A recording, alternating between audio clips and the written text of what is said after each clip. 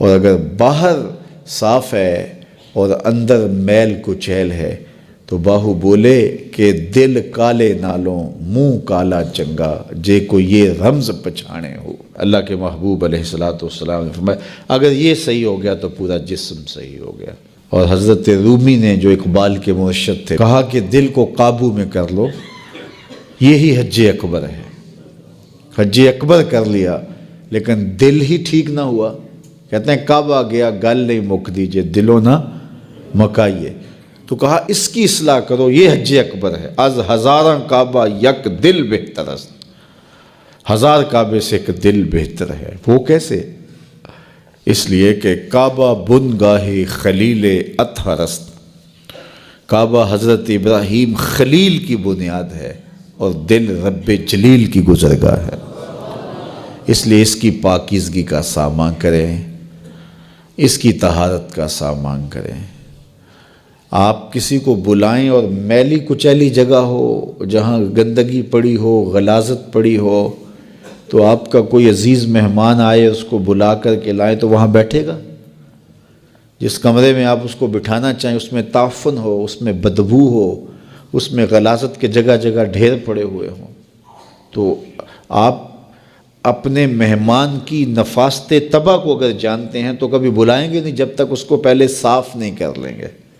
کئی لوگ کہتے ہیں جی ہمارا جی چاہتا ہے کہ آپ کو بلائیں لیکن ابھی ہماری گلی بہت گندی ہے، ہمارے گھر میں ابھی کام ہو رہا ہے، جب کام ہو جائے گا تو پھر ہم آپ کو بلائیں گے۔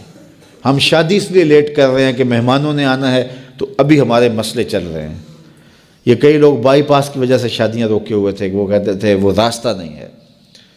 تو آپ کسی مہمان کو بلاتے ہیں تو اس کے لیے اچھی جگہ کا ارینج کرتے ہیں، اور اگر وہاں ڈھیر گندگی اور غلاظت کے پڑے ہوں تو مہمان کو آپ بھی نہیں بلاتے، اور اگر آپ یہ غلطی کر بھی لیں گے تو مہمان آپ کے بارے میں کیا رائے قائم کرے گا، اور وہ ناراض ہو کے چلا جائے گا کہ آپ کتنے بدتمیز ہیں کہ آپ نے مجھے بلایا اور گھر میں غلاظت کے ڈھیر پڑے ہوئے ہیں۔ اللہ اکبر! لیکن اگر آپ گھر کو مصفح کرتے ہیں، مزکہ کرتے ہیں، صاف کرتے ہیں، ستھرا کرتے ہیں، قالین بچھاتے ہیں، عطر چھڑکتے ہیں، تو پھر آپ کہتے ہیں جناب اب تو آئیے نا، اب ماحول میں خوشبوئیں پھیلی ہوئی ہیں۔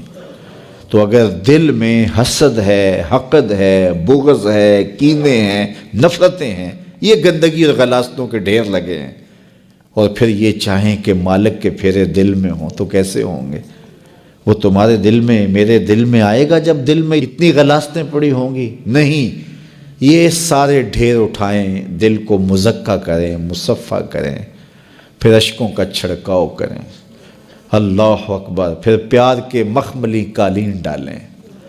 اللہ اکبر! الفتوں کے گاؤ تکیے لگائیں اور پھر آواز دیں، ہر تمنا دل سے رخصت ہو گئی، اب تو آجا، اب تو خلوت ہو گئی۔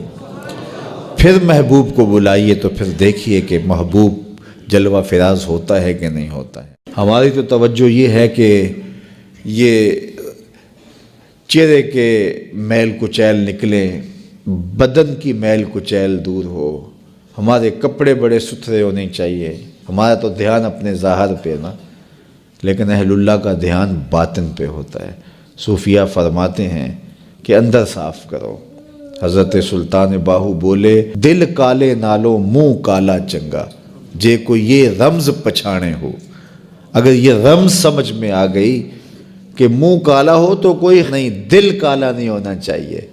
ابو لہب کا کیا معنی ہے؟ شعلے کی طرح چمکتا ہوا چہرہ رکھنے والا، اس کو اسی لیے ابو لہب کہتے ہیں۔ اس کا چہرہ ایسا چمکدار تھا تو اس وجہ سے اس کو ابو لہب کہتے تھے۔ تو چہرہ اس کا بڑا چمکدار تھا، دل کالا تھا، جہنم کا ایندھن بن گیا، قرآن نے پھٹکار ڈالی۔ اور ایک وہ بھی تھا جس کا دل صاف تھا لیکن بلال کا رنگ کالا تھا، اس کا اندر چٹا تھا، باہر کالا تھا۔ اللہ اکبر! لیکن وہ تھا کرموں والا، وہ تھا رحمتوں والا، اور حضور علیہ السلام کا متوالا۔ تو بات باطن کی ہے، بات ظاہر کی نہیں ہے۔ ہم اندر صفائی کی توجہ نہیں دیتے، باہر کی صفائی کی توجہ دیتے ہیں۔